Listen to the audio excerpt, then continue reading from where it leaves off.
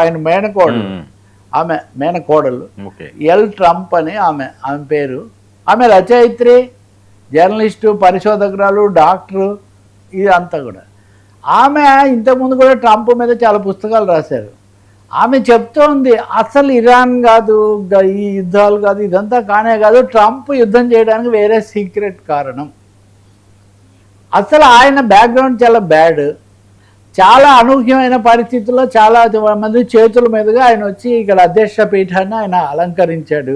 ఆయన చాలా ఒత్తిళ్ళలో ఉన్నాడు. ఆయన చాలా మంది చేతుల్లో కీలుబొమ్మగా కూడా ఉన్నాడు. ఇప్పుడు ఇరాన్ మీద దాడి చేయడానికి ఇది ట్రంప్ సొంత నిర్ణయం కూడా కాదు. ఇజ్రాయిల్, సౌదీ అరేబియా, ఇవి రెండు చాలా రిచ్ కంట్రీస్. ముఖ్యంగా సౌదీ అరేబియా చాలా రిచ్. ఇజ్రాయిల్ ఏమో అనేక విధాలు దానికి అమెరికా ప్రోత్సాహం, జూయిష్ సమ్ బిలియనీర్స్ అక్కడ ఉంటారు. ఇదంతా వాళ్ళ చేతుల్లో కీలుబొమ్మగా ఉన్నాడు. ఆయన కీలుబొమ్మగా ఎందుకు ఉన్నాడు?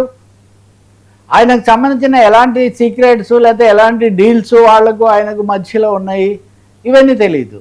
ఏమాత్రం ఇప్పుడు పులి మీద స్వారీ చేస్తున్నట్టుగా ట్రంప్ గారు ఏమాత్రం వెనక్కు తగ్గినా కానీ వెంటనే ఆయన్ను బలి చేసేస్తారు. ఆయన అధ్యక్ష పీఠం మీద ఉండలేడు.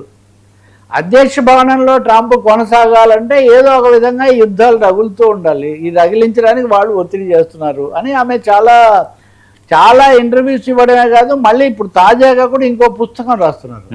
అంటే మీరు ఇదివరకు చూశారు కదా, బిల్ క్లింటన్ అధ్యక్షుడిగా ఉన్నప్పుడు ఇరాక్ మీద యుద్ధం ప్రారంభించారు. బుష్ కూడా